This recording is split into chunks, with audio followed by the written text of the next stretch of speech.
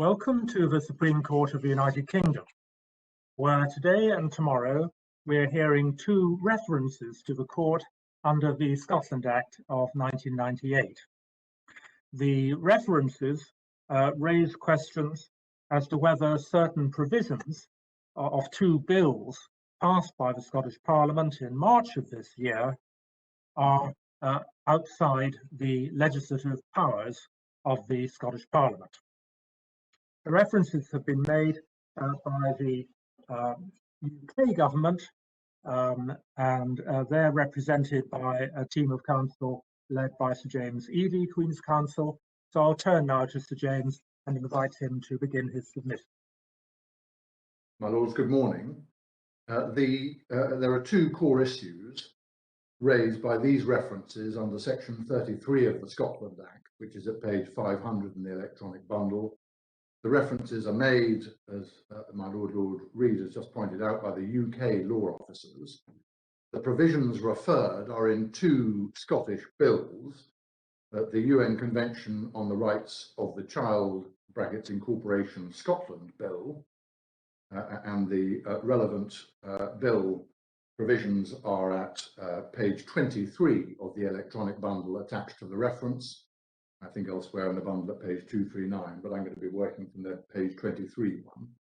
And secondly, the European Charter of Local Self-Government Incorporation Scotland Bill, and that is at page 89 of the electronic bundles. The first of the two issues, the two core issues, is whether the Scottish Parliament has the legislative competence to subject acts of the UK Parliament to the need to comply with the UNCRC and to assign or delegate to the Scottish courts powers to strike down, rewrite and declare incompatible provisions of the acts of the sovereign UK Parliament. And that same set of issues arises in relation to the Charter Bill also. The second core issue referred is the meaning and scope of the obligation on this court in section 101(2) of the Scotland Act to read provisions of devolved legislation, quote, as narrowly as is required for it to be within competence, if such a reading is possible. And the invitation to the court in that respect from the UK law officers is to clarify the scope and application, and in particular what is meant by possible in the context of that provision in section 101(2). Our case at paragraphs 5 to 30, electronic page 121 to 128, set out the core established legal principles in relation to this court's jurisdiction on a section 33 reference, and on the various competence restrictions provided for in section 29 of the Scotland Act. Much, if not all of that, seems to be common ground as between the law officers and the Lord Advocate, and there is no need, therefore, to go through that basic set of principles. I wanted to turn directly, if I may, to the nature and content of the referred bills, and I start with the UNCRC bill, which, as I said, is appended to the reference, and it starts at electronic page 23. And it does a number of things. It creates the concept of UNCRC requirements, which are those provisions of the UNCRC and the first and second optional protocols which are set out in the schedule to the bill. It does that in section 1, subsection 2, as you see on page 26. The scheduled form of the UNCRC omits certain provisions whose subject matter the Scottish Government accepts is entirely reserved. You have the scheduled form at pages 53 to 70. I don't invite you to go through it in any detail now, but there is, just for your note, a helpful document showing the aspects of the UNCRC that are not scheduled, and that is at page 448 in the electronic bundling. So to go back to the bill itself, The first significant operative provision, and a provision giving rise to the section 101 sub 2 issues, is section 6, and that is at page 29. And as you will see, that renders it unlawful for a public authority to act incompatibly with the UNCRC requirements. A partial but not an exhaustive definition of public authority follows. Scottish ministers are subject to the duty, the Scottish Parliament is not. The provision is silent on UK ministers or other UK public authorities, or indeed the UK Parliament. And of course, you'll note that under the Scots equivalent of the Interpretation Act, an act of the Scottish Parliament binds the Crown unless it states otherwise. That's section 20 of the Interpretation and Legislative Reform Scotland Act of 2010. But you will note, and will already have spotted the familiarity of this provision, it's closely modelled on section 6 of the HRA, the Human Rights Act, but it has no equivalent of section 6.2 of the Human Rights Act and the defence of complying with the statutory duty. Section 6.2 of the Human Rights Act, you'll note, is at page 934 of the bundles. So that's section 6. Section 7 is the consequential right of action for breach of a section 6 duty, with related provisions for limitation and so on. That's on page 30. See in particular subsection 1, section 7, and then the various judicial remedies, again closely modelled on the HRA, including damages for just satisfaction, in section 8 on page 31. Then next, perhaps, part 4 of the Act, coming more directly to the nub of the thing, which starts on page 41.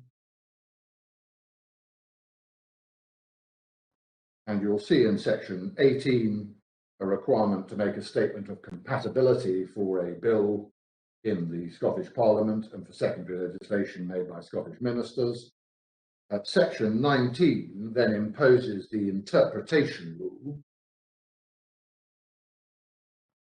And again, as you'll see, it's modelled closely on section 3 of the HRA, as is evident from its terms, and subsection 2A Roman 2, as you will see, and that's the referred provision, explicitly applies it to acts of the UK Parliament whenever enacted, so long as as it would be within the Scottish Parliament's legislative competence. And subsection 4 over the page on page 42 confirms that sub 1 does not apply, does not affect the validity and so on of an incompatible act, although that must only apply in cases where it has not been possible to read and give effect to the act in a compatible way. So it's that's the interpretive provision. Section 20 then, headed strike down declarators on page 42, that creates what we perceive to be a unique legislative remedy in that it permits the Scottish courts to, and they're defined in sub 13 of section 20, the manner that you see on page 43, it enables them to strike down a provision of primary legislation found to be incompatible with the UNCRC requirements. And by sub 10A2,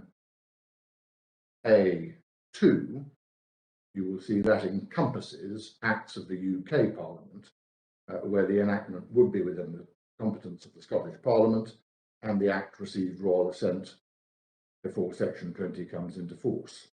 And it's that application to the UK Acts of Parliament that is referred. The strike down declarator is discretionary, see sub 2. It doesn't apply retrospectively, see sub 4, and may take suspended effect, see sub 5. Then in relation to the future, section 21 on page 43, running over onto page 44, creates a new declaration of incompatibility remedy, which applies to acts of Parliament which receive royal assent after section 21 comes into force, and which again would be within the Scottish Parliament's competence to make, see sub 5b(2). That's the referred provision. And then by sub 4 of section 21, the declaration of incompatibility does not affect the validity of the provision and does not bind the parties. Again, you'll see and recall the familiar modelling. And then section 23 on page 44 creates a duty on Scottish ministers to report publicly on any relief ordered under sections 20 or 21. And then part 5 of this Act, starting on page 44, you will see makes extensive provision for a new route by which issues of UNCRC compatibility can be referred at an early stage directly to this court, akin to similar provisions in the devolution settlements with which the court will be familiar, used in particular under the Northern Ireland Act. So that's the UNCRC bill. The Charter bill, as I call it to avoid too many long acronyms, is appended to the reference, and it starts at page 89 in the electronic bundling. And again, the technique is to incorporate the Charter by scheduling. See section 1, page 90. The duty to act compatibly with the Charter is imposed only on Scottish ministers in section 2. The interpretive obligation is in section 4 on page 91.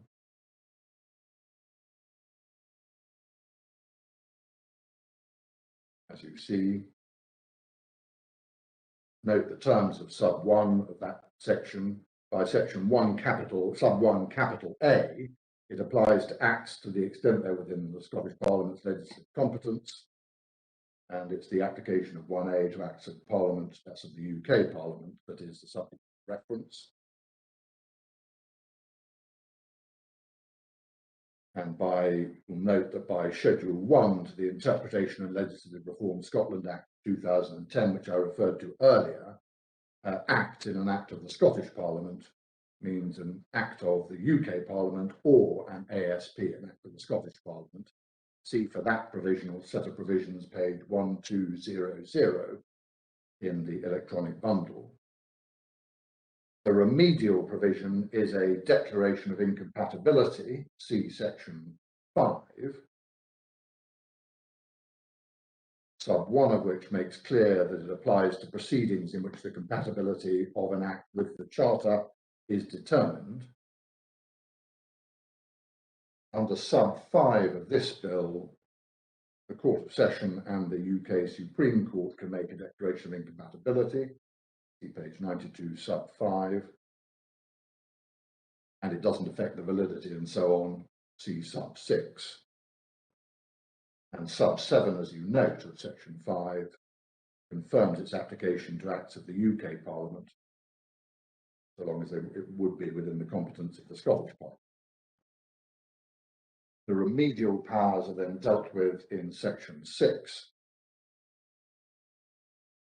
So it replicates broadly the structures and nature of the UNCRC bill, but there isn't any equivalent to section 20 of that bill. So that's the basic structure of the and content of the two bills that are referred. And I wanted to turn to section 28(7) of the Scotland Act and Schedule 4 of the Scotland Act, both of which will, I'm sure, be familiar to court. Can I invite you to take up electronically page 487? Just before we go to it, Sir James, can I just check that I'm following the legislation correctly? You took us to section 6 on page 29, which tells us that it's unlawful for a public authority to act in a way which is incompatible with UNCRC requirements, and that's unqualified so far as section 6 is concerned. if we go on to section 19 on page 41, we've got the interpretative requirement in subsection 1. Then if one goes on to subsection 4, we're told that that provision, the interpretation rule, doesn't affect the validity, continuing operation, or enforcement of any incompatible Act of Parliament.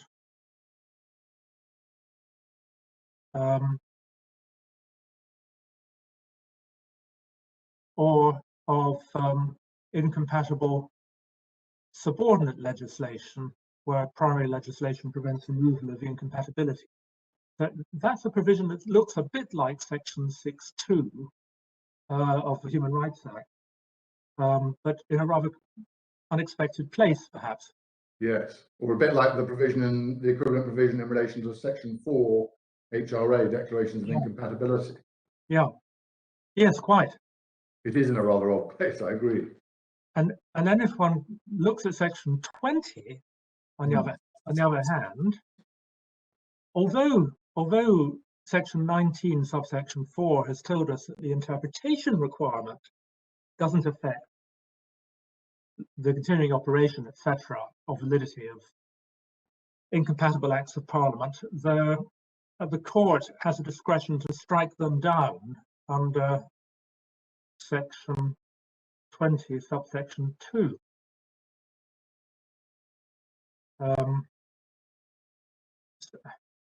And presumably, I'm rather assuming 20 sub 2 trumps, as it were. Yes, quite. So it rather looks as though 6 seems to be unqualified.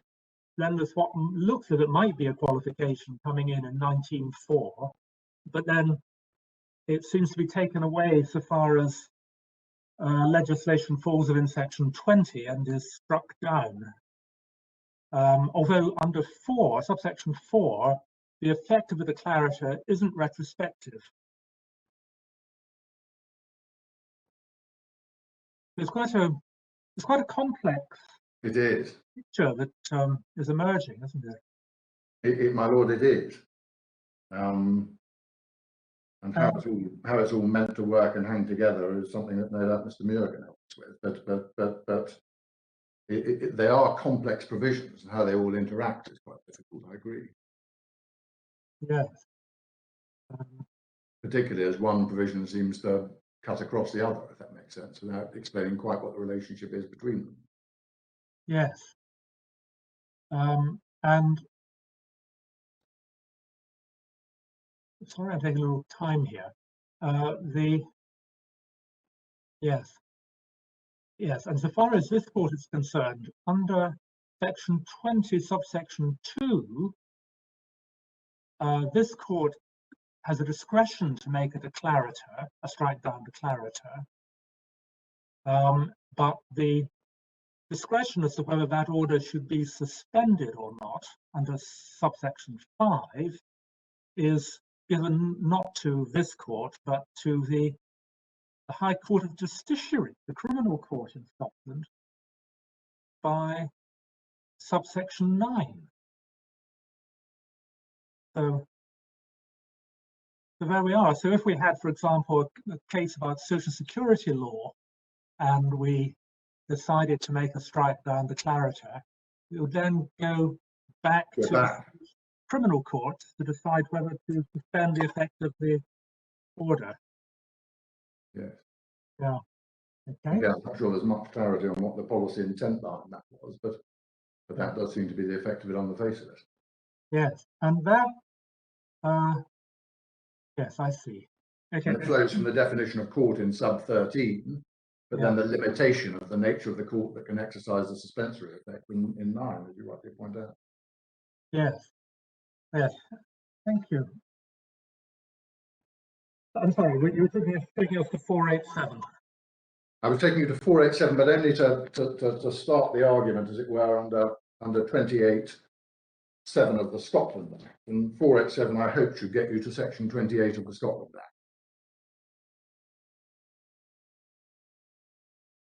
Because we say this is the key provision which is impermissibly modified by the application of sections 19 to 21 of the UNCRC. I'll refer to those as exemplars if I may, because there is obvious similarity between those and the Charter Bill.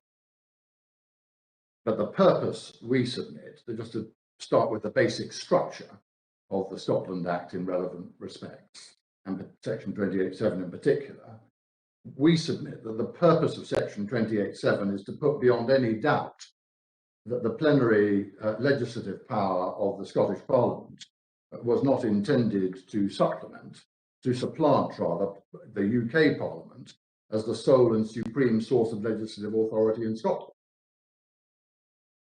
Of course, acts of the Scottish Parliament are a new and additional source of law in Scotland, but they are subject to the various competence restrictions in the Scotland Act. And they are not the supreme source of law, therefore, as one sees from section 29 on the next electronic page, 488, sub 1.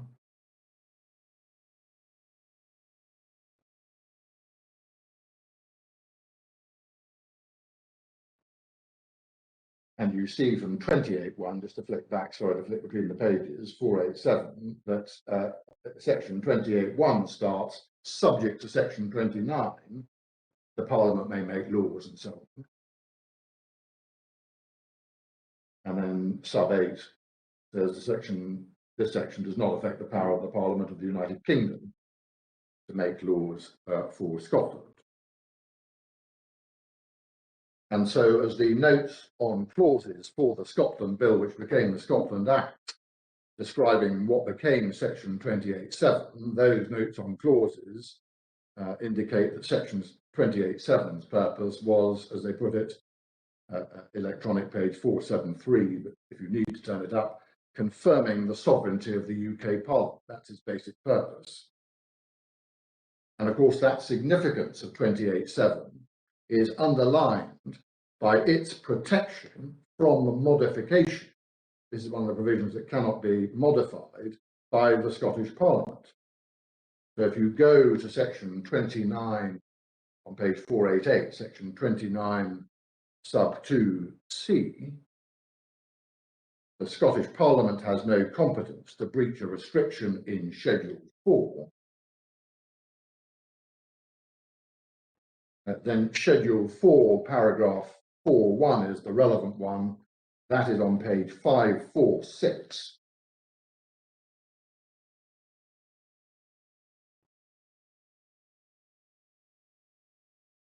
And you'll see from para 4.1 on page 546, an act of the Scottish Parliament cannot modify or confer power by subordinate legislation to modify this act.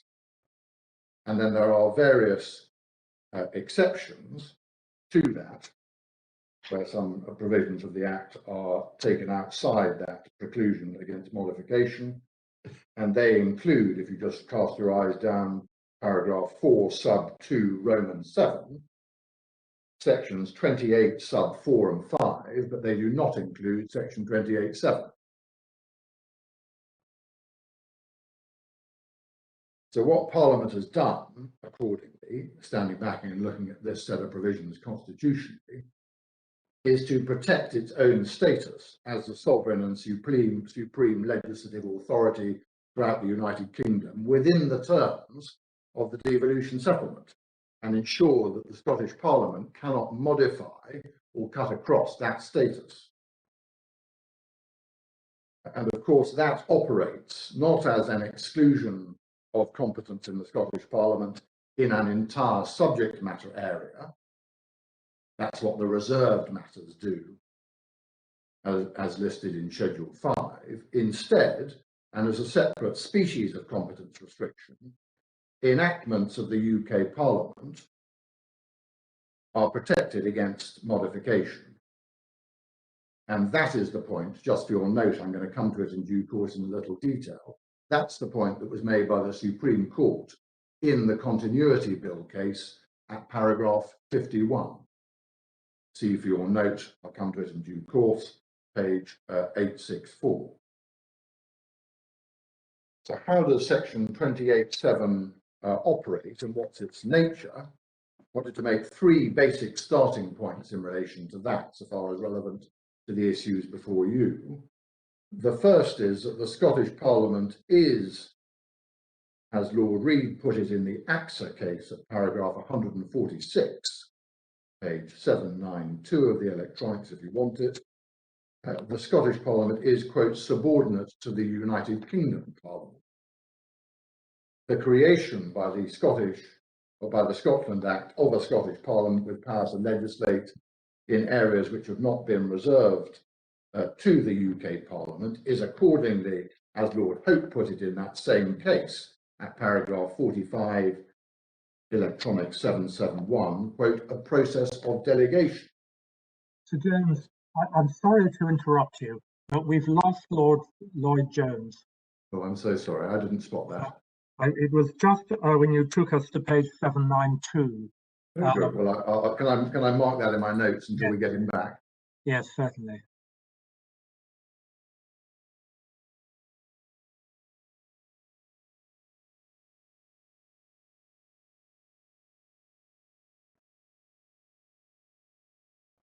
Lord Lloyd Jones, we lost you for a moment. Are you able to hear us? I'm sorry, it cut out. I heard Sir James's first point. Yes. The first point Scottish Parliament is subordinate to the UK Parliament. Exactly. So I'm very sorry, I lost the rest. You missed almost nothing.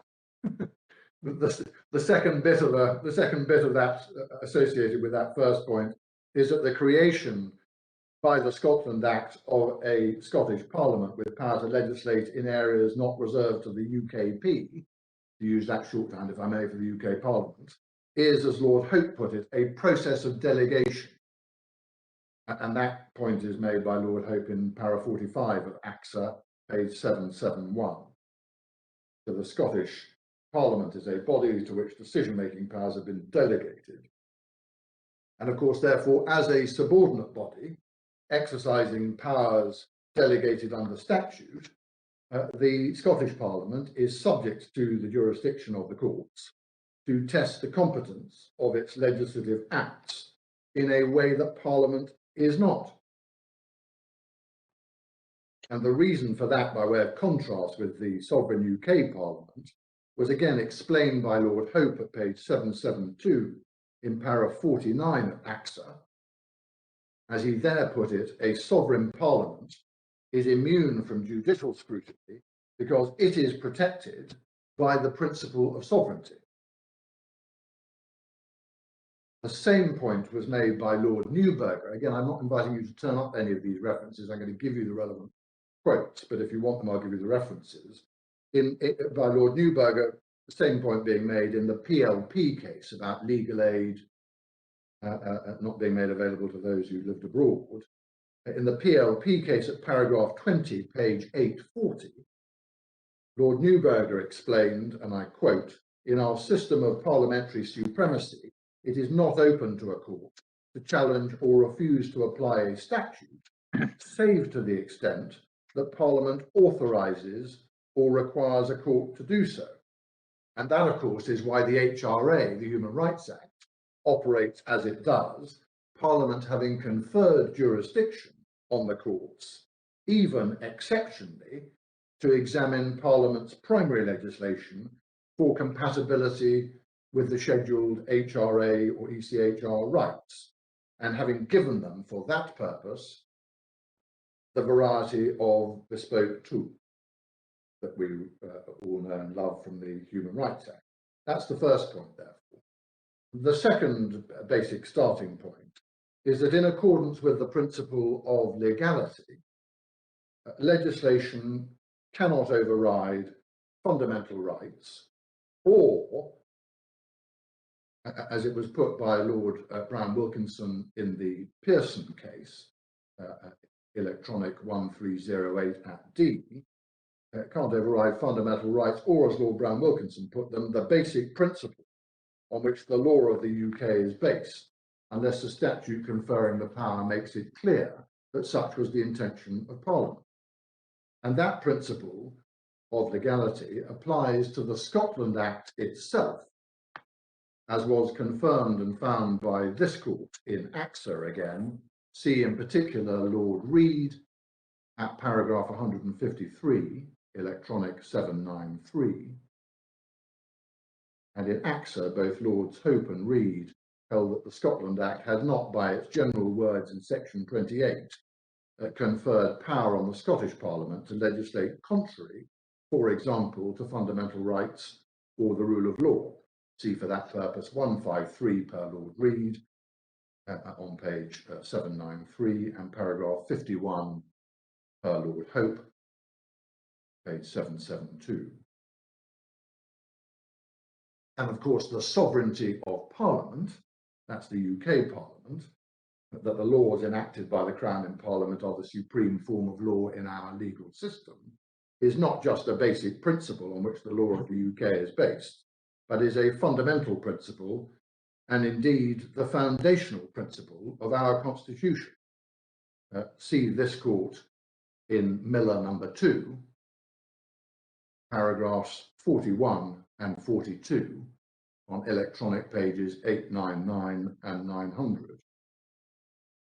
And that principle encompasses the effect, in Dicey's words, approved by this court in Miller number 1, that no person or body is recognised by the law of England as having a right to override or set aside the legislation of Parliament. See Miller number 1, para 43, on electronic page 2250. In contrast, as Lord Reid held in that case at paragraph 225, legislation enacted by the devolved legislatures is dependent upon statute, which, as Lord Reid put it, itself derives its authority from the rule of recognition, identifying parliamentary legislation as a source of law. So the requirement for clear and specific words to permit anything other than an act of the UK Parliament to amend the terms of another UK Act of Parliament, and a restricted approach to claims of entitlement to do so by way of delegated powers was emphasised in the PLP case at paragraphs 25 to 27, electronic 841. In the language of Lord Keith some years back in the Britnell case, see electronic 1270 at F, a power to modify the provisions of a statute should be narrowly and strictly construed.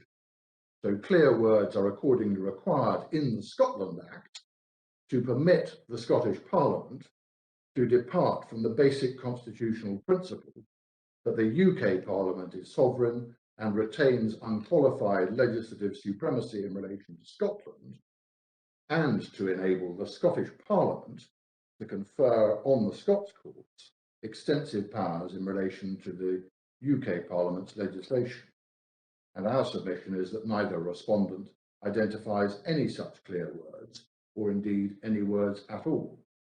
That's the second fundamental point and starting point. Thirdly, far from there being anything like such clear permissive wording we submit, the Scotland Act is clearly against any ability or power in the Scottish Parliament in this respect, containing as it does section 28(7, with the meaning so clearly set out in relation to that provision by this court in the Continuity Bill case, a case which we note at the outset is unchallenged here, in this case, in terms of the meaning and effect it ascribed to section 28(7).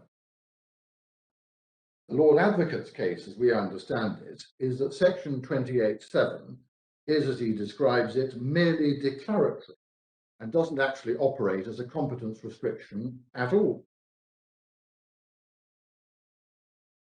And that's a critical aspect of his case, that section 28(7 is merely declaratory of the established legal rule that Parliament is sovereign and has power to make laws for Scotland. has no additional or separate content, is the submission made against me by the Lord Advocate. See paragraph 31 of his case at page 179. And we respectfully submit that that is wrong. And it's wrong for two principal reasons. The first of which is that it would not have been necessary to protect it from modification, as we have seen the Scotland Act does, if it served the minimal function which the Lord Advocate appears to afford it as a statutory provision. The second point is that it is the submission that section 28(7) is merely declaratory, is, we submit, flatly inconsistent with the reasoning of the Supreme Court in the unchallenged Continuity Bill case. And I wanted to take you straight away, if I may, to that authority. It starts on page 845 of the electronic bundle.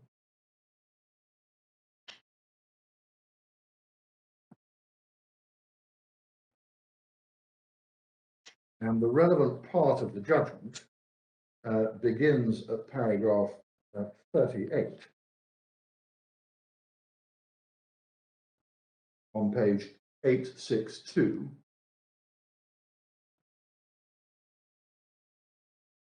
And the key bit to read, and the entirety of it will need to be read at some point, but just to track it through briefly for present purposes and show you what is said and held.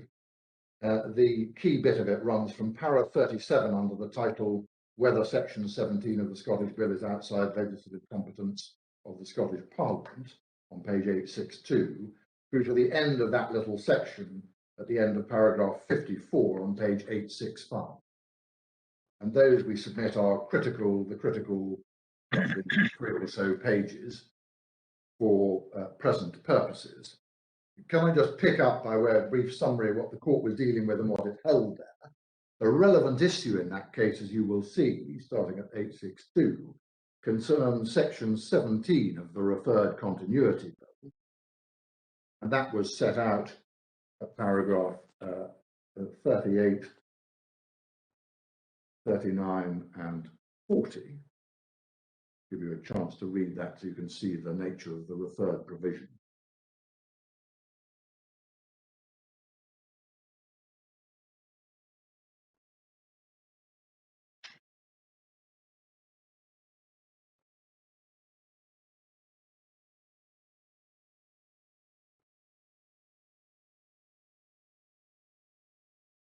So as 3 of you will recall, 2 of you will see, the nature of that provision. Effectively, it purported to require that subordinate legislation made under any act of the UK Parliament relating to retained devolved EU law was to be of no effect unless the Scottish ministers gave their prior consent to it. That was the purported effect of the provision. Then in paragraph 41, there was a description, page 863, of section 28(7). That provision, picking it up in the third sentence, that provision, section 28(7), makes it clear that notwithstanding the conferral of legislative authority on the Scottish Parliament, the UK Parliament remains sovereign and its legislative power in relation to Scotland is undiminished. It reflects the essence of devolution. In contrast to the federal model, a devolved system preserves the powers of the central legislature of the state in relation to all matters, whether devolved or reserved. And then the court comes directly to the question whether or not section 17 would modify, under the provisions that we looked at, you know, this is one of the provisions that can't be modified. Would section 17 of the bill modify section 28(7) of the Scotland Act? That's the issue that is then addressed in the following paragraphs up to the end of 54, starting at paragraph 43 on page 863. I wanted to invite you to note, because it's essential to the reasoning, the three arguments that were made by the Lord Advocate there, starting at paragraph 47, as to why section 17 would not, in his submission, modify 28(7) of the Scotland Act. That's 47, 48, and 49. Just have a read of those to see the arguments that were being run.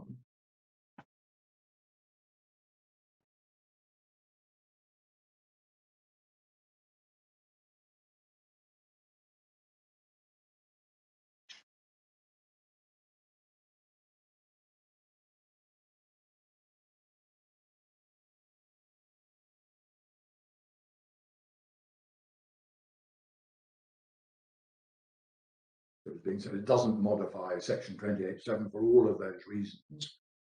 And so the court is then required to address, well, what does modification mean for this purpose?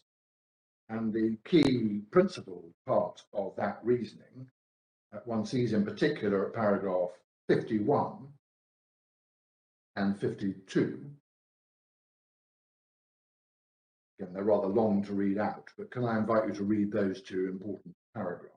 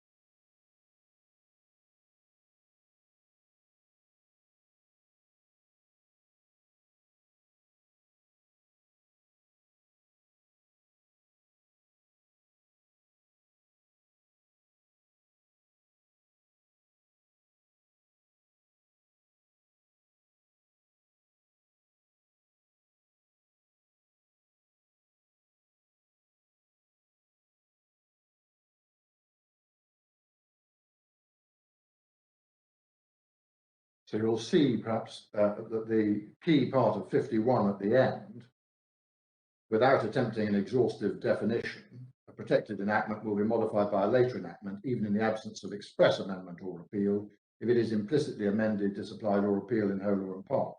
That will be the position if the later enactment alters a rule laid down in the protected enactment, or is otherwise in conflict with its unqualified continuation in force as before, so that the protected enactment has to be understood as having been in substance amended, superseded, disapplied, or repealed by the later one. Applying that approach, the court says, unable to accept the Lord Advocate's submission, taken to the second sentence of 52, as the Lord Advocate acknowledges the power of the UK Parliament to make laws for Scotland includes the power to make laws authorising the making of subordinate legislation by ministers or other persons. An enactment of the Scottish Parliament which prevented such subordinate legislation from having legal effect unless the Scottish ministers gave their consent would render the effect of laws made by the UK Parliament conditional on the consent of the Scottish ministers, would therefore limit the power of the UK to make laws for Scotland, as Parliament cannot meaningfully be said to make laws if the laws which it makes are of no effect. The imposition of such a condition on the UK Parliament's law-making power would be inconsistent. Continued recognition of section, etc. And you'll see, therefore, that what is being said by way of illustration is that section 17 would effectively have to read, as you see in the notional quotation set out at the end of paragraph 52. So that's the reasoning and nature of the analysis of modification by the court in principle. And then the court turns against that backdrop, which effectively disposes of the three arguments anyway, but it turns to deal with the three arguments advanced by the Lord Advocate specifically and rejects each of them in terms for the reasons set out in paragraph 53. I could invite you to read that.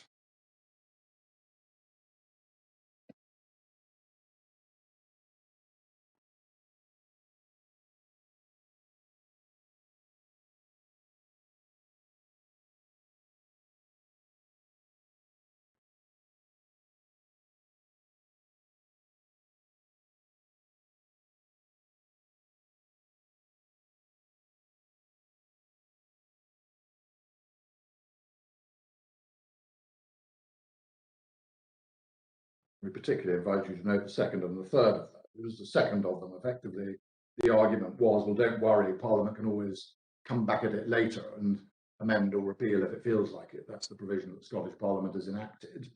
To which the answer is, no, that's temporally incoherent. Because the question is whether or not it would be law. That's a prior question to do with competence. So you effectively freeze the statute book at a particular point in time and judge it on that basis. That's the essential analysis that leads to the rejection of the second argument. And the third argument, as you see, is really a kind of the first and third look and smell remarkably similar, which is, well, don't worry about it because Parliament can continue to do what it feels like. But that's rejected on the basis, as it's put 2/3 the way down 53, a provision which imposes a condition on the legal effect of laws made by the UK Parliament, so far as they apply to Scotland, is in conflict with the continuation of its sovereign power to make laws for Scotland, and is therefore equivalent to the amendment of section 28(7) of the Scotland Act. So that's the reasoning that is applied by the court. And then in its summary of reasons at the end of this section, if you just track forward to paragraph 64, where the theme is returned to, page 867, the court says the preferable analysis is that although section 7, if it became law, would not affect parliamentary sovereignty, it would nevertheless impose a condition on the effect of certain laws made by Parliament or Scotland. So imposition of a condition on the effect, unless and until Parliament has exercised its sovereignty so as to disapply or repeal it. It would therefore affect the power of the Parliament of the United Kingdom to make laws for Scotland and so modify 28(7). That's really a summary of what has gone before by way of reasoning on the nature of section 28(7 and when it is and is not or would not be modified, imposing the condition on the effect of laws made by the UK Parliament, and that's based on fundamental sovereignty grounds. And that reasoning we submit, bear in mind this is my second submission, as it were, as to why it's not merely declaratory. That reasoning we submit gives self-evidently real content and real force to the provision that says you can't modify provisions of this Act, including specifically section 28(7. That is well beyond section 28(7. It is utterly inconsistent with 28(7 having what could be described and is submitted to you as being, by the Lord Advocate, a merely declaratory role.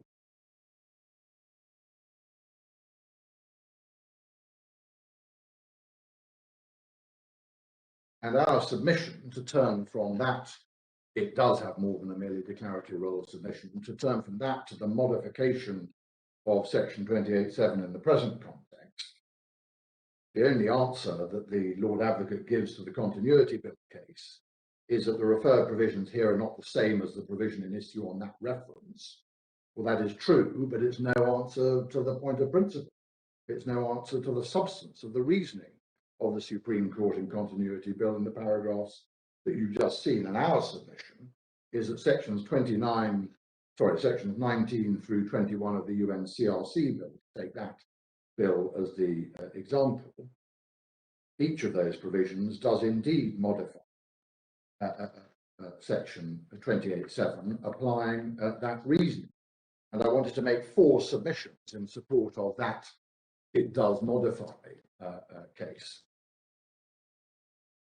The first of them is that the basic and deliberate intent and the purported effect of sections 19 to 21 is to alter the effect of an Act, capital A, of the United Kingdom Parliament. In effect, those provisions create powers in the Scots courts to enforce the new and in those ways superior law that is the UNCRC under this structure. All acts of the UK Parliament, all subordinate legislation made under acts of the UK Parliament applicable to Scotland must now conform. That is the premise That is the fundamental premise for the remedial structure that is created by these bills.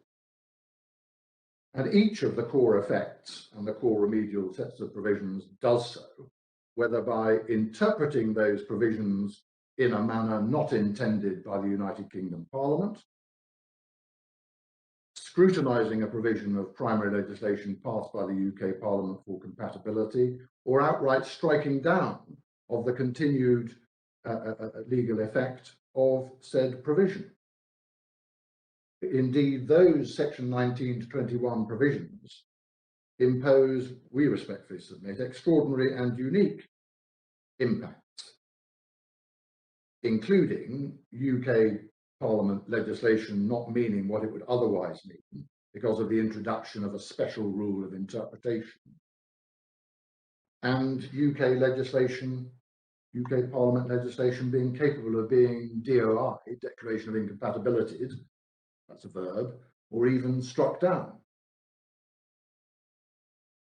Put another way, the United Kingdom Parliament's legislative judgment and intention cannot be taken, according to these bills, to have meant what it said, if what it said results in incompatibility with, in United Kingdom law at least, the unincorporated treaties that this seeks to introduce into Scotland.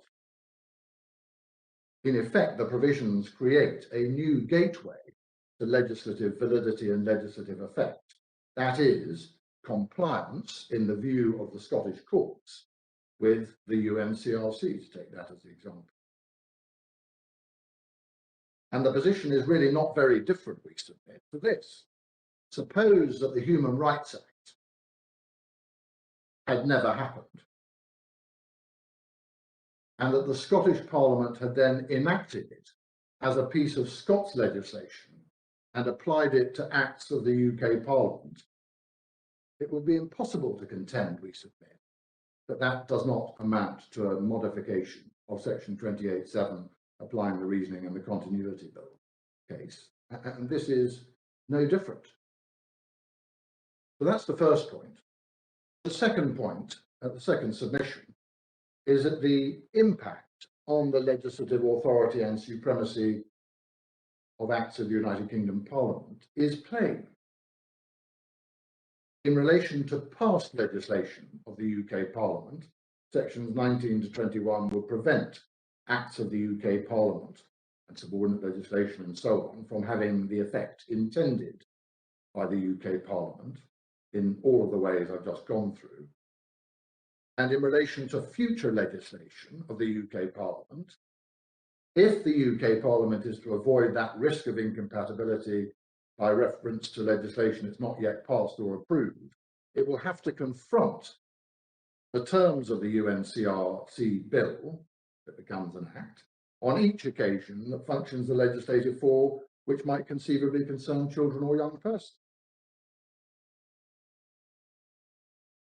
The UK's power to legislate and the effect of its legislation, as per the emphasis in the continuity bill case for Scotland, does not continue in the same unqualified manner as it did prior to these bills. And that leads to the third submission, which I've already teed up taking you through the case, but I make it expressly. The third submission is that the reasoning in the continuity bill case tracks over directly, and indeed might be thought to be a fortiori, given the range of effects that the UNCRC bill purports to have on the actions of the UK Parliament in its legislative sphere. It tracks over directly and indeed is a fortiori, given the breadth and scope of the purported impact of the bills, including on primary legislation of the UK Parliament. So just to track the way it works and the description of modification as set out in the continuity bill case directly, sections 19 to 21 go well beyond, quote, making additional provision in the same field of law. That's the contrast drawn in paragraph 51 of continuity bill at page 864. Here, the aim and effect is to alter the meaning of UK Acts of Parliament and to create powers to declare said acts invalid. Sections 19 to 21 of the UNCRC bill in effect amend, disapply or repeal, disapply obviously in terms, and are on any view, quote, in conflict with its, that's the UK Parliament Act's unqualified continuation in force as before. I'm tracking the wording from the tail end of paragraph 51 in Continuity Bill. To track the wording from paragraph 64 of Continuity Bill, sections 19 to 21, plainly, quote, impose a condition on the effect of certain laws made by the United Kingdom Parliament for Scotland.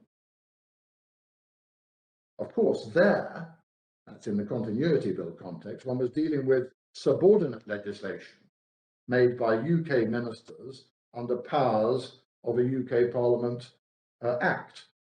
That was what was being modified. But one can go back to 52 of Continuity Bill on page 865 and track the language including the rewording of section 28.7 in the manner that would accurately have described the effect of the contested Scottish Bill provision. Subject to sections 19 to 21 of the UNCRC and Charter bills, this section does not affect the power of Parliament of the United Kingdom to make laws for Scotland. So we respectfully submit that that reasoning tracks over directly, and moreover, none of the arguments run in purported answer to that basic constitutional objection by the Lord Advocate in that context. Oh, I'm sorry, I think we may have lost Lord Jones's. I don't know how. I mean, I've lost the direct question. I'm sorry, Sir James. I'm sorry. I was with you as far as paragraph 52 on page 865. Yes, paragraph 52. Well, the only thing I was saying was you can in effect substitute for the introductory hypothetical words in the quote at the end of 52 of Continuity Bill. You take out subject to section 17 of the Withdrawal from the United Kingdom Legal Continuity Scotland Act 2018, and you just insert subject to sections 19 to 21 of the UNCRC bill and the relevant provisions of the Charter Bill. And the sense and reasoning is exactly the same. The point I was going on to make was that none of the arguments that were run by the Lord Advocate, you'll recall them in 47 to 49 of Continuity Bill on page 864, was accepted. Under the first and third of those arguments, as you recall, the Lord Advocate argued that section 17 only really touched what United Kingdom ministers might do, that's ministers might do, so that parliamentary sovereignty to enact primary legislation was untouched. That was rejected because the effect of the laws made by the United Kingdom Parliament was made conditional on consent of the Scottish minister. So what that was a modification in effect, ultimately, of the enabling provisions in the UK Parliament's primary legislation, permitting those secondary legislative acts by ministers. Or as it was put in the pre-penultimate sentence of paragraph 53 on page 865, which I read out, a provision which imposes a condition on the legal effect of laws made by the UK Parliament, as far as they apply to Scotland, is in conflict with the continuation of the sovereign power to make laws for Scotland, therefore equivalent to Amendment of 28.7. But secondly, also, as you will recall, was their second argument, the Lord Advocate argued that the United Kingdom Parliament could in effect disapply the relevant Scottish parliamentary provision, in other words, section 17 in that case, or repeal it so that its sovereign powers were untouched. That was the argument that was being run, and that was rejected. And it was rejected on the basis that the fact that the United Kingdom Parliament could do so, could legislate to override the purported conditions on unqualified legal effect of a UK Act of Parliament or subordinate legislation made under it, was nothing to the point. That's the second point in paragraph 53. And the reason for that is of real interest here.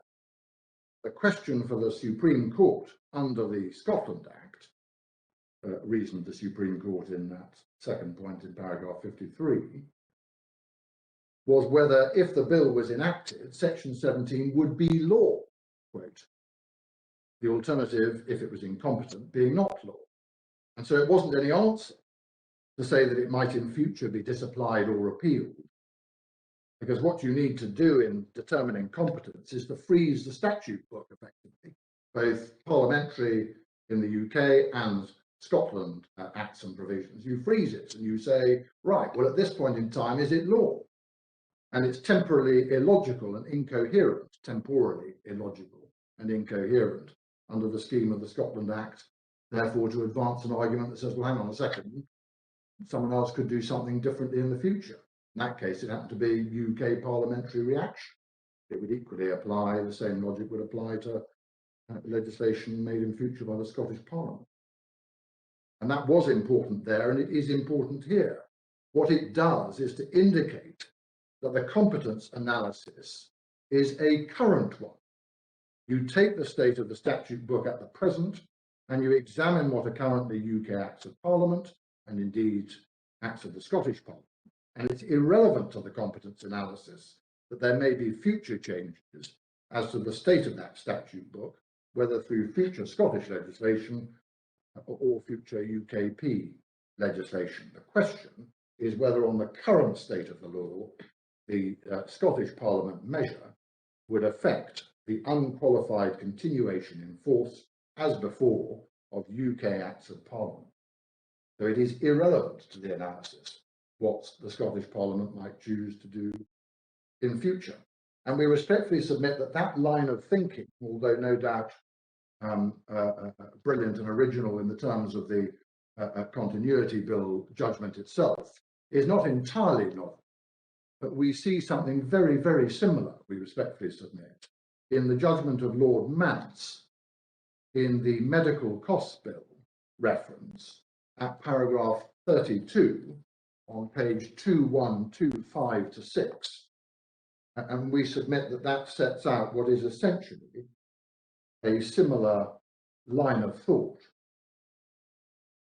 There's paragraph 32, which starts at the bottom of page 2125. If I could just invite you to read that paragraph to yourselves.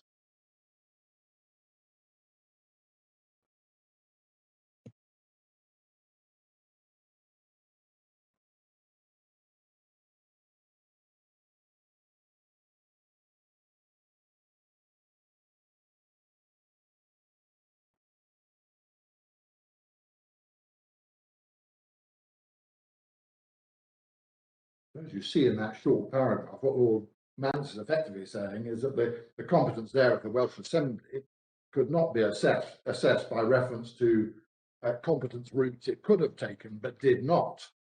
The question is whether what was done and is done is permitted, not whether what could have been done would have been permitted. So you don't do the future analysis, you don't do a hypothetical analysis, you take it as a current analysis, and that's driven in effect by the same principled underpinning as paragraph 53 in Continuity Bill, which is you've got to judge whether the thing is law or not. It's a temporal incoherence. And I don't invite you to turn it up now, but a very similar point is made by Lord Roger in Martin and Most at paragraph 77, page 1928, holding that even if the Scottish Parliament has a lawful object or purpose, it cannot achieve that purpose by enacting provisions which are beyond its competence. So you look at what has actually been done. So competence, if you will, one can capture the basic idea in a number of different ways, but competence, if you will, does not operate in some incoherent or floating way with anything that might be done in future operating in some way to render things within competence. But we do submit that the short and complete answer to these references is simply to apply the clear, principled and directly applicable reasoning of the court in continuity bill. That's the third submission. The fourth submission is that there are, we submit, manifold and obvious, come to them in a little more detail in a second, but manifold and obvious competence problems here. The relevant bills subject acts of the UK Parliament, both past and future, to what is in effect characterised as a superior body of law, the UNCRC and the European Charter. It does so in circumstances in which those UK parliamentary acts are not so subject through the authority of the sovereign parliament, and thus in sharp distinction from the Human Rights Act, on which these remedial provisions seem in significant part to be modelled.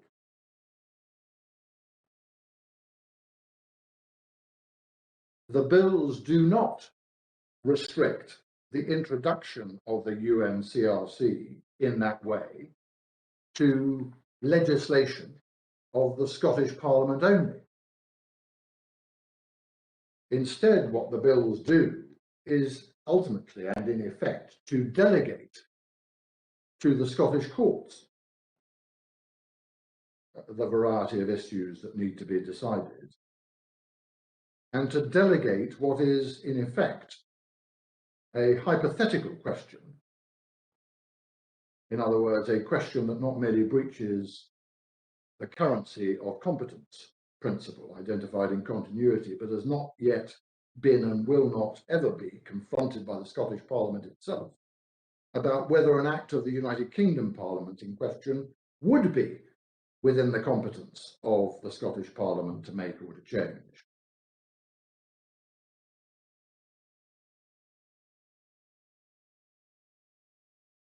The general level of objection that is mounted by the Lord Advocate to that set of submissions, and the chief one, is that where it is agreed that the Scottish Parliament has the power to amend or repeal acts of Parliament, it must therefore follow that the Scottish Parliament can confer the power to amend or in effect repeal primary legislation of the Westminster Parliament on another body, that is the Scottish courts.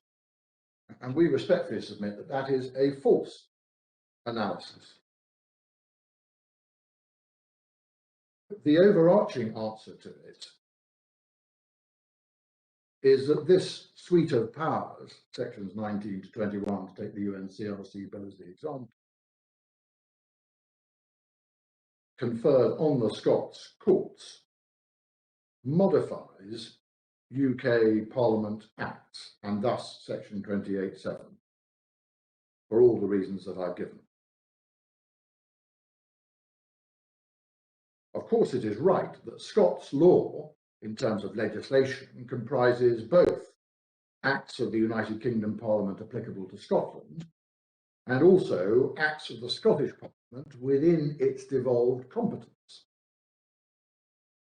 And of course, the position is that UK Acts of Parliament can be amended or repealed by the Scottish Parliament in the permitted subject matter areas, or to put the same point in reverse, outside the Schedule 5 reserved area.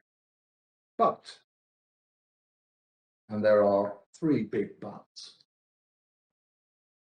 the first of them is that that is a power to be exercised by the Scottish Parliament under the permission of the Scotland Act. And if that is to be done, it must in fact be done. In other words, there must be an exercise of that legislative power by the Scottish Parliament.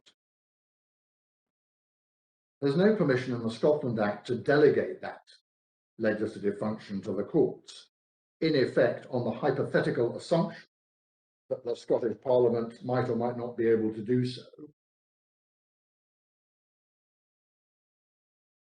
And not even that perhaps, but rather merely whether or not the Scottish Parliament could do so. This is not a context in which the democratically elected Scottish Parliament has exercised the legislative powers delegated to it by Parliament in the Scotland Act to amend or repeal an act of the UK Parliament.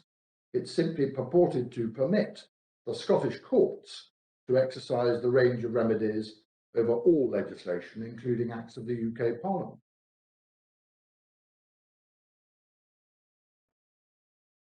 Secondly, the constitutional vice is not merely the temporal illogicality or incoherence pointed out in Continuity Bill, or the impermissibility of operating on hypotheticals noted by Lord Mance in the passage I invited you to read. The vice includes a subversion of the required processes in the Scotland Act. As we all know, the exercise by the Scottish Parliament of legislative power must be done conforming to the procedural requirements in the Scotland Act. And the Scotland Act builds in procedural requirements for ensuring and safeguarding the limits of competence, recognising that the boundary cases, cases on the boundary of competence, will raise those sorts of issues. So, for example, if you go back to the Scotland Act and go to section 31 on page 494 electronically,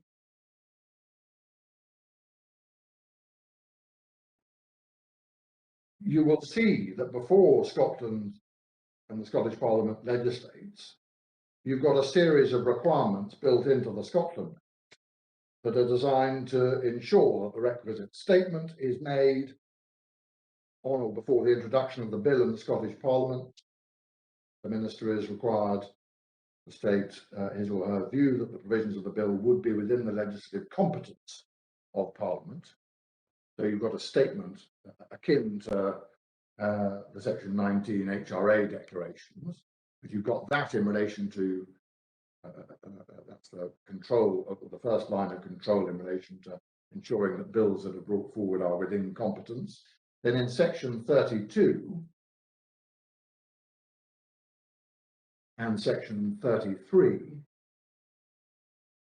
you've got provision for disagreement about those issues to be raised directly with this court, and a preclusion on the legislation becoming legislation until those processes have been worked through.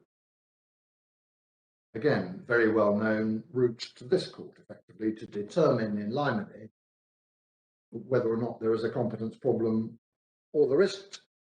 And what you can't do, and what the provisions of these bills do, is to escape from those competence procedural constraints by delegating, in effect, something that looks and smells a bit like that to some other body or authority, whether executive or judicial.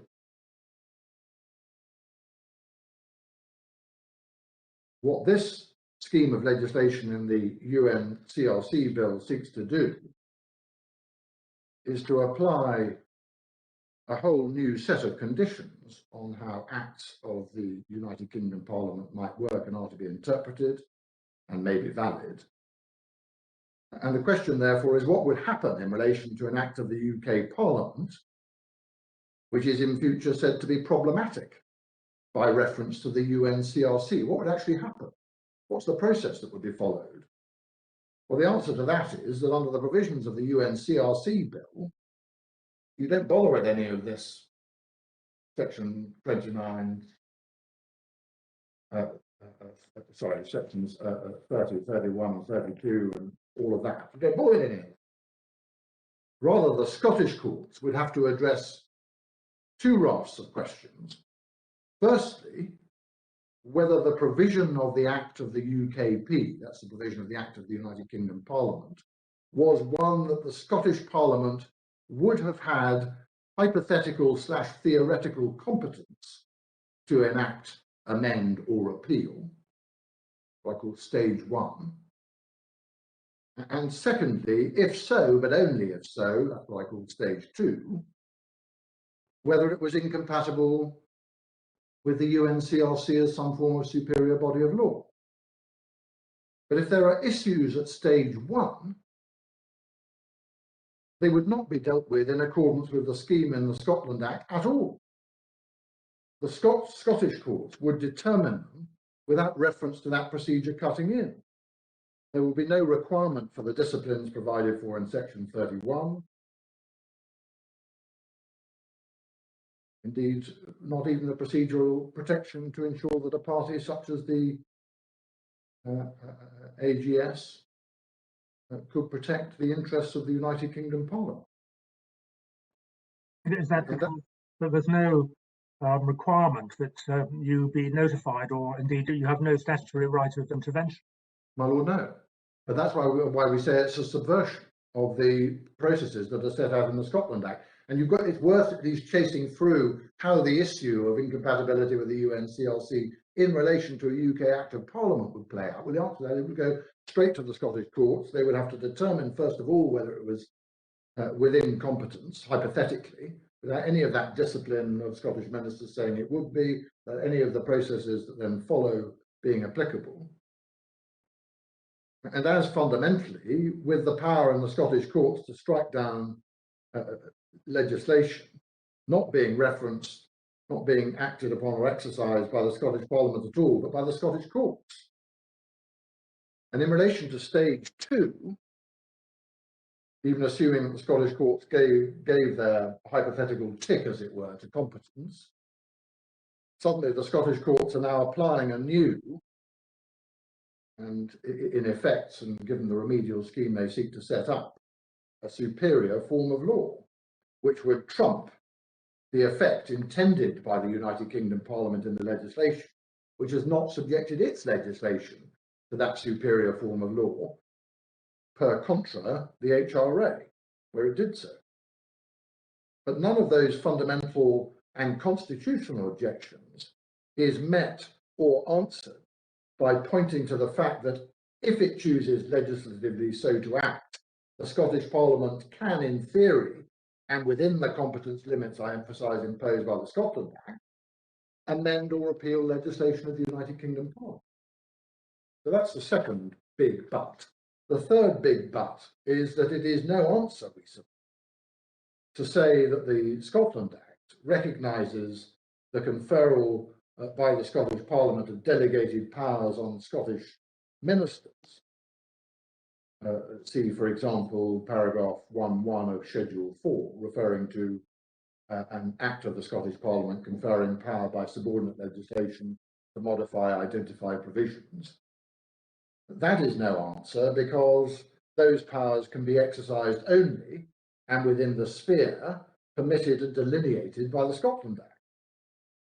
And the exercise of a power to delegate cannot be used, obviously, and in principle cannot be used to expand the reach of the delegated powers themselves. And here what the Scotland Act specifically precludes is a modification of the power of the sovereign United Kingdom Parliament in the manner considered and set out in the Continuity Bill reasoning of the Supreme Court.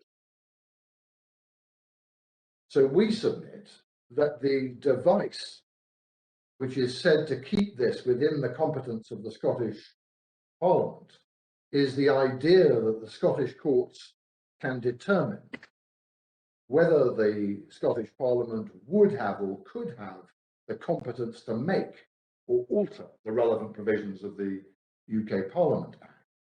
That's the device that is set up and used in some of these provisions, some but not all of these provisions. But the Scottish Parliament has no more authority to authorise the Scots courts to do that under the Scotland Act than it would have to confer that function on anyone else. Competence is to be judged by looking at the current position, not some future or hypothetical position. And there is, of course, a key constitutional distinction between the Scottish Parliament having arguable or hypothetical competence to act, and them in fact doing so. And that very distinction is reflected in the various processes, sections 30, 31, 32, and so on, that accompany the making of Scottish parliamentary legislation under the Scotland Act, including references to this court under the Scotland Act in cases where there is real controversy about whether a legislative act of the Scottish Parliament is within or without competence. So that's the basic answer to the overriding objection that the Lord Advocate seeks to mount to our initial analysis, based in particular on continuity bill.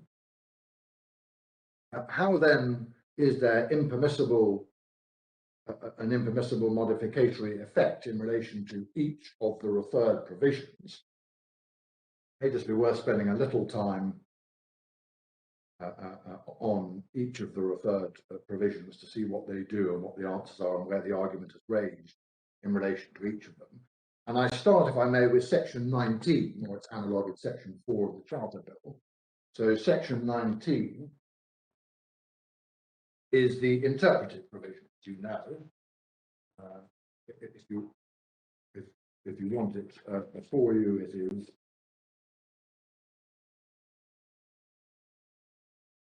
page 41 of the electronics. So these are the interpretive rules modelled on section 3 of the HRA, apparently.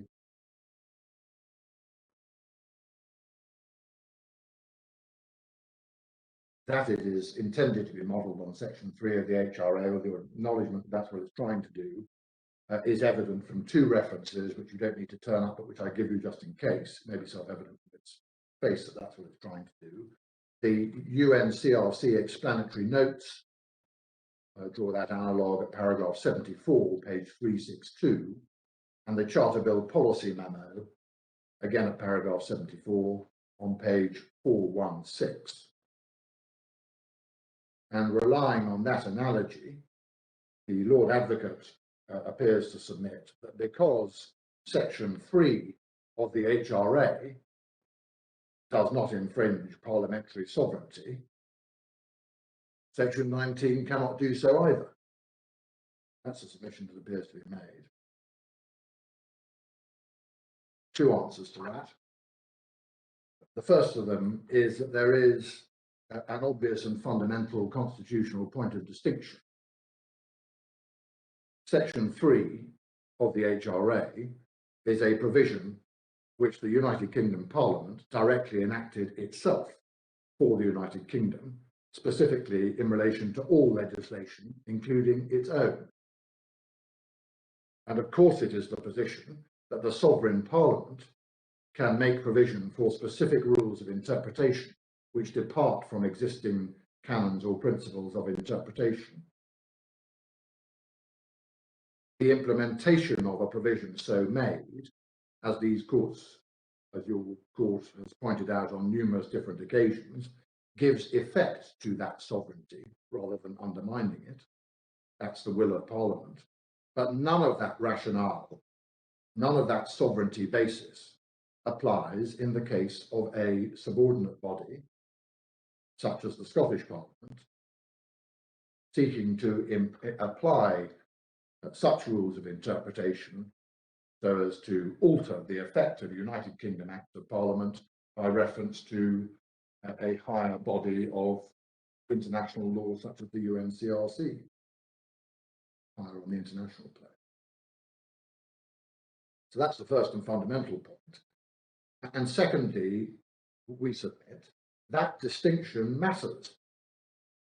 And it matters because section 3 of the HRA, and if there is a direct analogy, therefore sections 19 of the UNCRC bill and section 4 of the Charter Bill, go well beyond the ordinary principles of interpretation, so as precisely to alter the effect of the legislation that Parliament enacts. That is why Section 3 of the HRA needed to be and was enacted.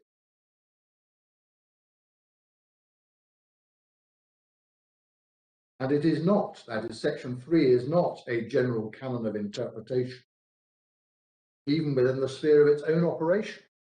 It applies only when the court concludes that the legislative provision would otherwise be incompatible with the scheduled rights in the HRA. And that has been recognised since the earliest point in the jurisprudence dealing with Section 3 and its analogue Section 4 and where the boundaries between the two lie. Can I take you back to Lord Wolfe all those years ago in Poplar Housing and Donahue on electronic page 1379, considering the effect and nature of Section 3 of the HRA.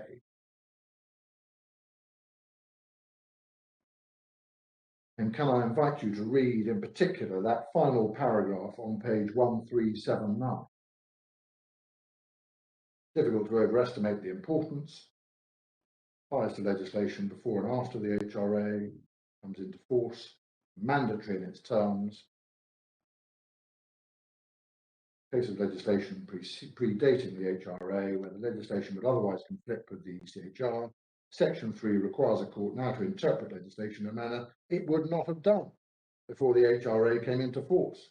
And the court interprets legislation, usually its primary task is to identify the intention of Parliament. Now, when Section 3 applies, the courts have to adjust their traditional role in relation to interpretation so as to give effect to the direction contained in Section 3. It's as though legislation which predates the HRA and conflicts with the Convention has to be treated as being subsequently amended to incorporate the language of Section 3. However, the following points are probably self-evident and should be noted.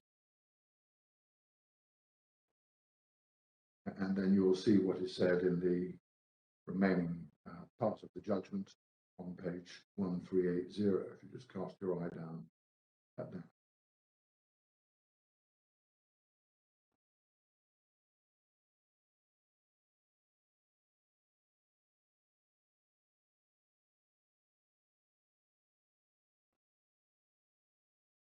Effectively drawing the lines, the constitutional limits, the fact that Section 4 exists alongside Section 3 in the relevant legislation. And that description is, we submit, of real interest if the submission that is made, which it appears to be, is Section 3 is really no more than an ordinary canon of interpretation.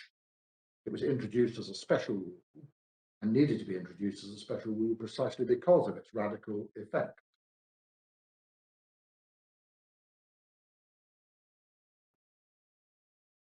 In short, that reasoning encapsulates how the law officers say sections 19 and 4 of the Charter Bill, 19 of the UNCRC Bill and 4 of the Charter Bill, modify section 28.7. The language and thinking is, we respectfully submit, conspicuously similar to that of this court in Continuity Bill, explaining when section 28.7 is and is not modified. Very similar language. My Lord, without His Majesty, will forgive me for not inviting you to turn it up, but very similar language is then used by Lord Sales in a 2011 LQR article written with Professor Eakins, which concludes at page 3031 that section 3 of the HRA has operated in respect of pre-HRA acts by way of an unusual form of amendment, and to post-HRA statutes in a way which qualifies the meaning of the statutory text. Slightly different analytical route, but essentially the same language, the same line of thought as the Supreme Court's judgment in Continuity Bill in relevant part. And not to load citation upon citation, but perhaps Lady Hale in Gillam, paragraph 39 on page 2312, summarising the effects of the judgments in Gaydon and Mendoza, establishing what is possible under section 3, going well beyond the normal canons of literal and purposive statutory construction.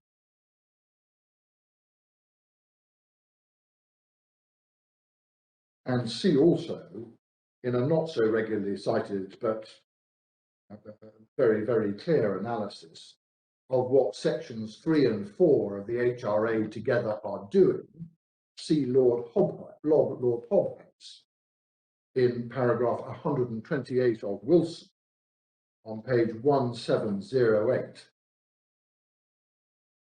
Maybe worth just turning that up very briefly. So 1708.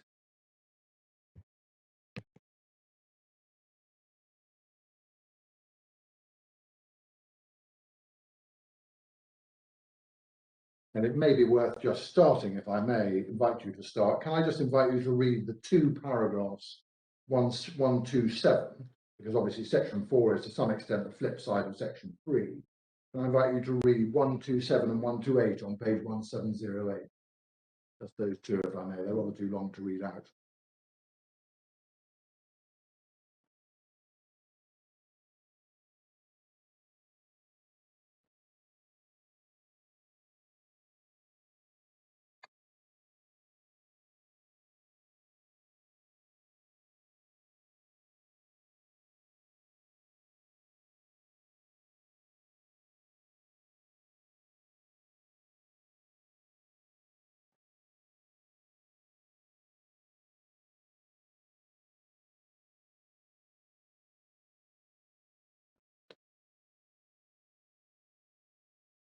We will see that for the purpose of this submission, the key thing that we rely upon is really the content of 1 to 8, which might be thought is pretty trite law nowadays. But there it is, set out very, very clearly by Lord Hobhouse. And just how different section 3 of the HRA is as an interpretive rule from ordinary common law canons of interpretation is evident from any number of passages that one could take from Gaydon and Mendoza itself. Again, I don't invite you to turn them up, but just to pick out 2 or 3 of them from Gaydon and Mendoza, if I may. The operation of section 3 of the HRA does not depend on ambiguity, even if the meaning admits of no or little doubt. Section 3 may nevertheless require legislation to be given a different meaning. That's paragraph 29 in Lord Nichols, page 686. It may require the court to depart from the intention reasonably to be attributed to Parliament and using the language in question, para 30 of Lord Nichols. It may require the reading in of words to change the meaning of the enacted legislation so as to modify the meaning and effect of the legislation. That word used in terms. See para 32 of Lord Nichols, page 686, running over to 687. And there is, of course, an outer limit. It mustn't go beyond or cut against the grain of the legislation, mustn't require the courts to make inappropriate policy decisions.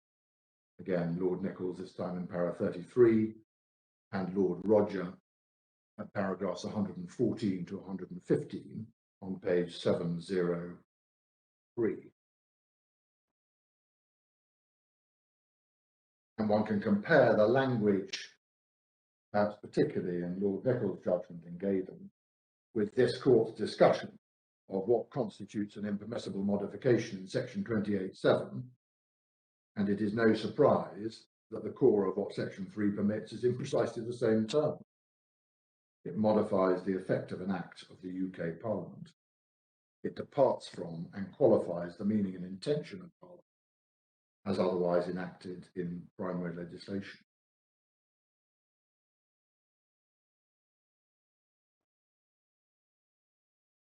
Related to this point is the objection by the Lord Advocate and indeed Counsel General of Wales that the referred provisions and section 3 of the HRA effectively do no more than reflect the common law principle that legislation is to be interpreted in a way which is compatible with the United Kingdom's obligations in international law.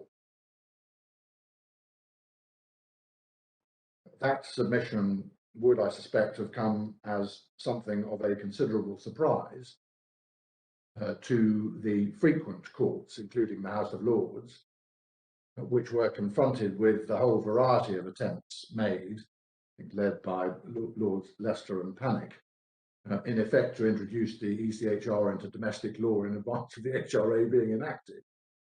But the short point is that the language of Section 19 of the UNCRC Bill, Section 3 of the HRA, plainly do more and are intended to do more, and it is reflected in that ordinary canon of interpretation. Otherwise, none of them would have been or would be necessary. But in the light of the case law, which is now very well established, to which I've taken you, I would have hoped that that point would be relatively self-evident. Mr. James, there's a question from Lord Sales. I'm sorry, Lord Sales, yes. Yes, so James, just because you're on the submissions by the Government of Wales in relation to the interpretive obligation where there is an international law obligation, it did seem to me, and no doubt Ms Mountfield can address this, that in the written submissions, the Government of Wales rather overstated the effect of that interpretive obligation. There is a lot of authority, beginning with, I think it was Lord Justice Diplock, as he then was in the Salomon case, saying that before you go to that, you need an ambiguity. Yes. And indeed, it was that interpretation or that understanding of the law that was specifically referenced in the white paper Bringing Rights Home for the Human Rights Act, where it was indicated that that was the old and usual canon of construction, and that was very deliberately being departed from in Section 3. Oh, yes, that was going to be my final point under this section. Oh, sorry. Don't worry, I respectfully entirely agree. And the reason, in constitutional terms, it's perhaps as well to stand back from the point that my Lord has just made and ask yourself why that is, why that was the requirement, why that gateway needed to exist in constitutional terms. And the answer to that is because if you have a provision of primary legislation, say, which is ambiguous, the parliamentary intention is unclear. But it's that lack of clarity which provides the constitutional hook and acceptability for then examining what would otherwise be, under our principle of dualism, an unincorporated set of provisions of international agreement. So we respectfully agree that that is the requirement and that it exists, or that would be the requirement under ordinary canons of interpretation, and that they exist for good constitutional reasons. So that's Section 19.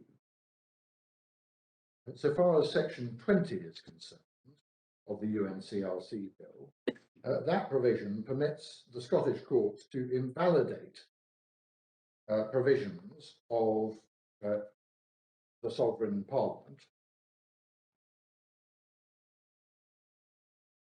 We note at the outset that only in the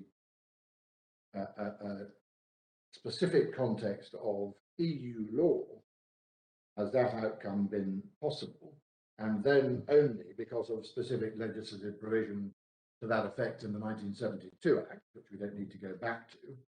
But even in the context of the HRA, judicial strike-down powers were rejected as inconsistent with parliamentary sovereignty and the democratic mandate that underpins it. My Lord, Lord Sales, just referred to the white paper that preceded the HRA for the different purpose, and we respectfully agree with that reference, but the reference to the rejection of a strike-down power is in the white paper at page 3089, and it's paragraph 213. I just invite you to cast an eye down that paragraph. Sorry, can you give me the page reference? Lord, I'm so sorry, I rather garbled this. 3089 is the electronic reference, Thank you. and the paragraph I wanted was 2.13.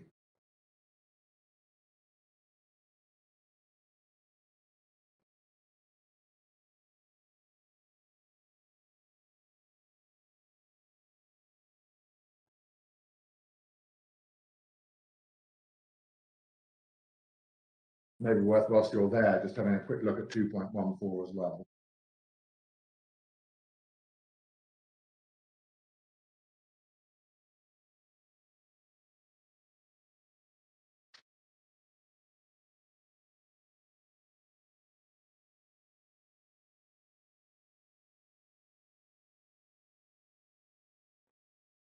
It was even rejected in the context of the HRA, and what the Scottish Parliament have now done is to have enacted exactly such a power in relation to pre-existing legislation of the Westminster Parliament, and have not confronted in the bill documents why that is not a modification of Parliament's legislative supremacy for Scotland.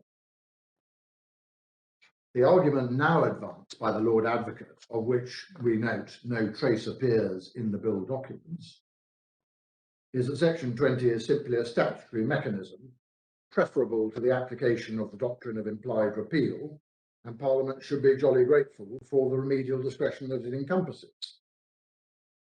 We note initially that there is no equivalent provision in the Charter Bill. Indeed, the policy memo in relation to the Charter Bill sets out the reason for that, because it's likely to be outside competence. See paragraph 77 at electronic page 416 to 417.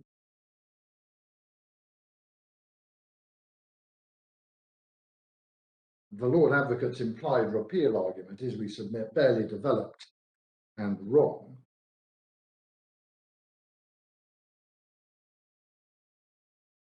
We accept, of course, that an act of the Scottish Parliament can in principle impliedly repeal an act of the United Kingdom Parliament where that repeal is within the competence of the Scottish Parliament.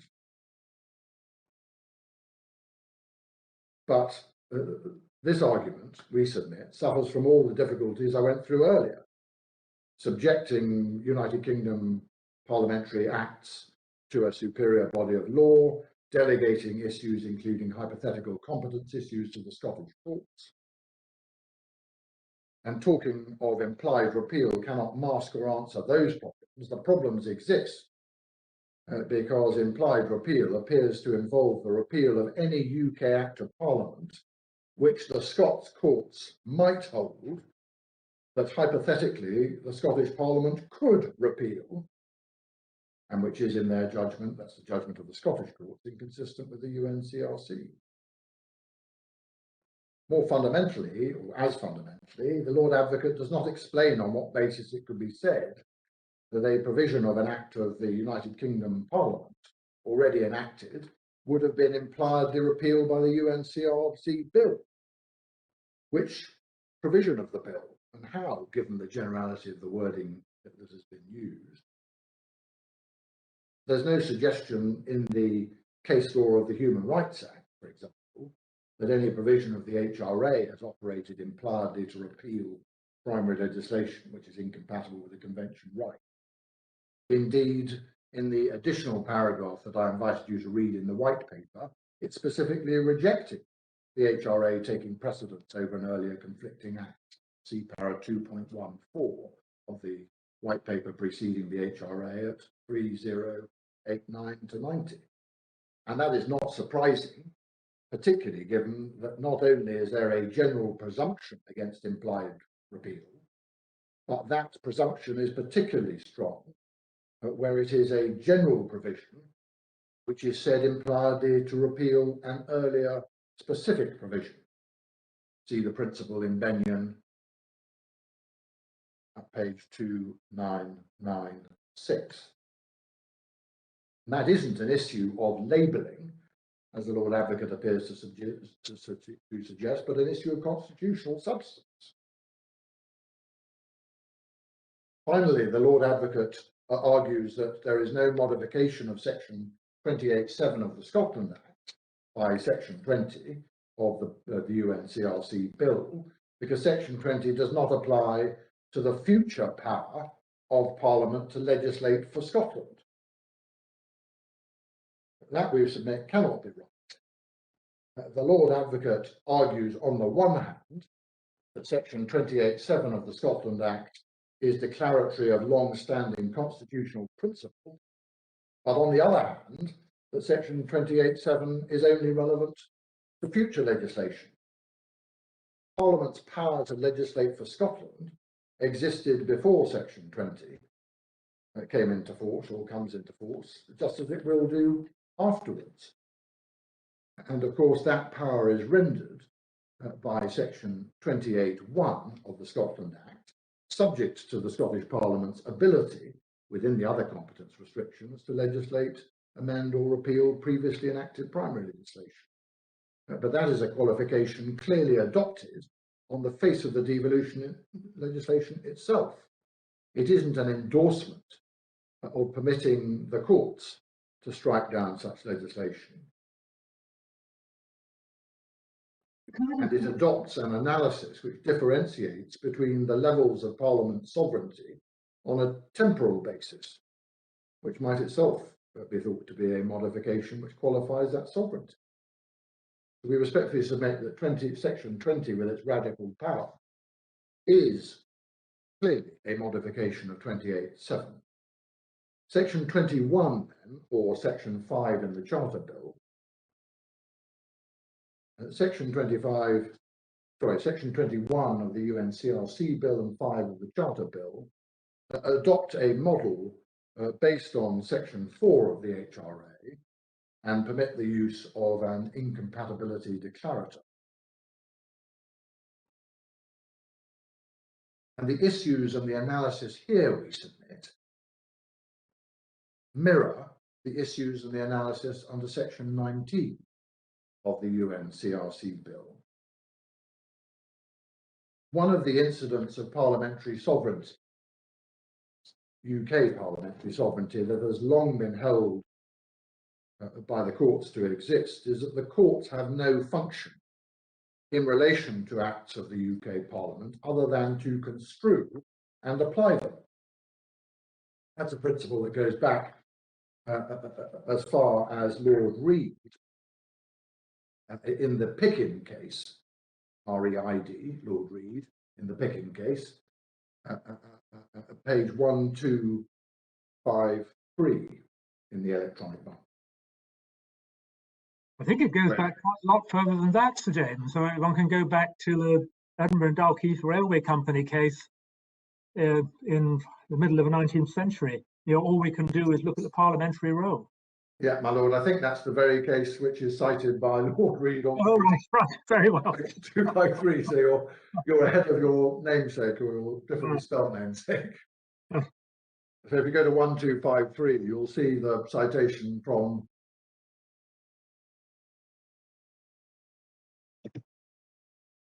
the second full paragraph on that page. In my judgment, the law is, I think there must be a typo, it can't be erectly, it must be correctly stated by Lord Campbell in Edinburgh and Dalkeith Railway. Yeah. That's the principle. It probably needs no more citation. And then, as it's put by Lord Simon in the Pickin case, if you go forward to page 1260, look at the judgment, or sorry, the speech of Lord Simon of Glaisdale, at the second full paragraph in his speech. Picking it up in the second sentence, its peculiar feature in constitutional law is the sovereignty of Parliament. This involves that, contrary to what is sometimes asserted called the 18th century, and in contradistinction to some other democratic systems, the courts in this country have no power to declare enacted law to be invalid. So the courts have no general jurisdiction to scrutinise parliamentary primary legislation for its compliance with treaty obligations, and to grant relief which declares whether or not it's incompatible with that treaty, unless the sovereign parliament so declares, e.g. in the HRA. It's immune from scrutiny altogether, as Lord Hope put it in the AXA case at paragraph 49, page 772. And so, as with the principle in section 3 of the HRA on which section 19 is modelled, so with section 21 and its modelling on section 4, it was necessary to invent it. And of course, section 4 of the HRA constitutes a material inroad into that principle, and one which could only have been authorised directly by Parliament itself. And of course, sections 19 and 5 do not have the benefit of that same direct parliamentary authorisation. And I've already made my submissions on the different status of the Scottish Parliament in that regard. So the Lord Advocate submits that sections 21 and 5 of the two bills do not modify Parliament's ability to legislate for Scotland in accordance with section 28(7) of the Scotland Act, because the impugned provision in question would remain in legal effect. That is, of course, true, but it fails, we respectfully submit, to respect or reflect the wider effects of such a declaration.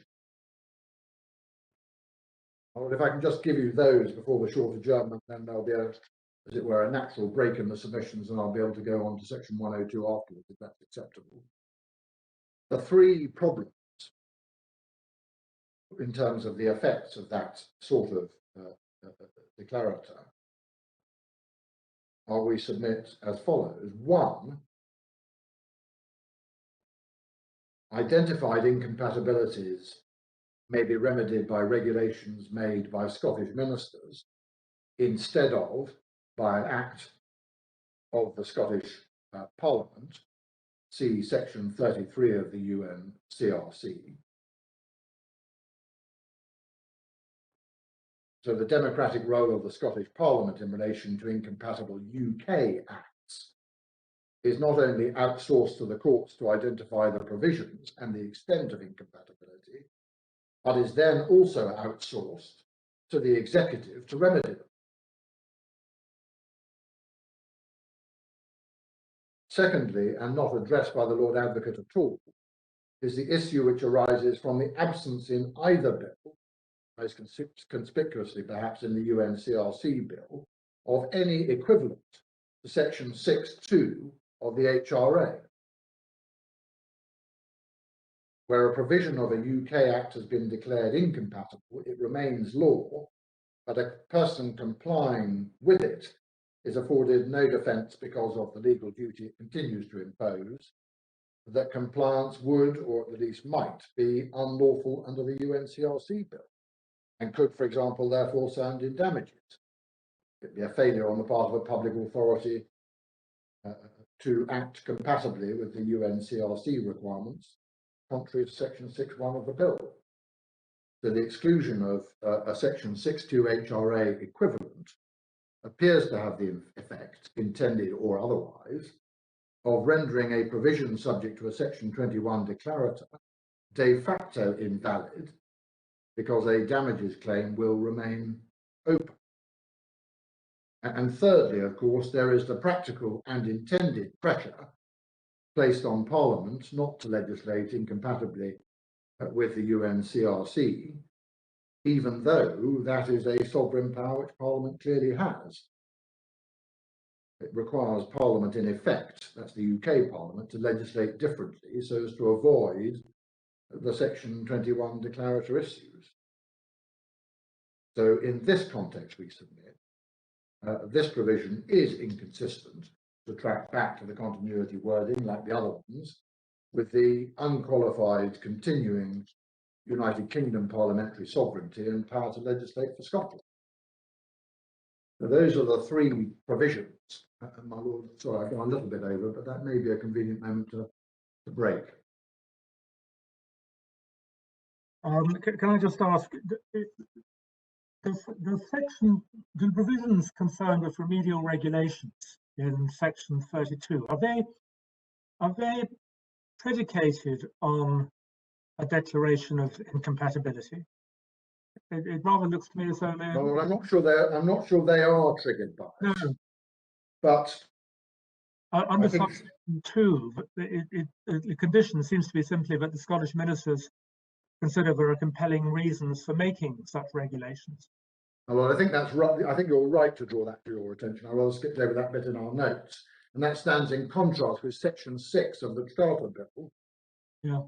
where I think there is a specific trigger. But again, I'm not entirely sure what the intention is between those two. Yes. But the short point is that there are plainly effects, as it were. Yes. And there's a difference, therefore, in that respect between section 33 of the UNCRC bill and section 6 of the Charter Bill, page 92. But you're right to draw me back to that. I'm sorry, I should have made that clear through. No, thank you. The only other matter I wanted to raise with you, although it may be a matter that Mr. Muir is in a better position to deal with, is you've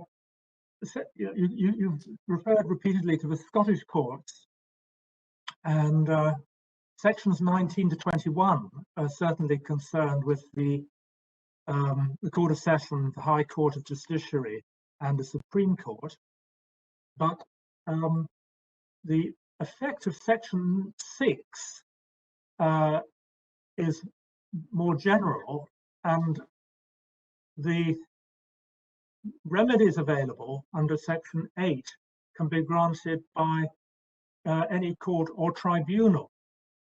And I just wondered how wide this is. Obviously, there are tribunals, for example, that sit in Scotland but are UK tribunals, and where you, at any rate, unless things have changed since I had to deal with these in Scotland, you could have, for example, an immigration tribunal or an employment tribunal, which might sit on a case at first instance in Scotland, and then on appeal in England, or vice versa. Yeah. Or there might be tribunals which have a UK jurisdiction. The IPT would be an example, which sit in London, but have a jurisdiction that extends to Scotland. And I just wondered how wide the scope of the terminology court or tribunal actually is. Yes, my lord. Well, it may be that Mr. Muir is better placed than me to deal with that. But it does highlight again one of the oddities. Yeah. I mean, it also highlights the oddity, which I'm sure you have in mind anyway, about the difference between section 6 and what's it? Oh, we've lost Lord Lloyd Jones. I know he's back. You did lose me, but I'm back. I'll ask this question. It was the interesting question about the appeals from Yes. a UK tribunal sitting in Scotland. Yes. My lord, yes, and I was agreeing with my lord Lord Reid that there does seem to be that oddity of effect in relation to section 6, but I'm not sure what the intention was in relation to that. No. My lord Lord Stevens, yes. It also, section 8 potentially apply to any court that has jurisdiction. So, for instance, Northern Irish Court might have jurisdiction in some way to deal with that complaint if it was able to serve the proceedings had jurisdiction, or if it had jurisdiction any other way. Yes, I mean it may be that the argument is going to be that in some way, shape, or form these things can all be restricted within the Scottish bubble, as it were, through the mechanism of 101(2). But I mean, I'm going to come to that after the short adjournment. But there are difficulties with that, for obvious reasons, given the face of the legislation and the terms and the sort of difficult decisions and line drawing that the court would have to do under that exercise. But I don't want to get too far ahead of myself. No. It may be that you're hungry. Well, we'll take the hint. We'll adjourn now and resume at 2 o'clock. Thank you. I'm very grateful.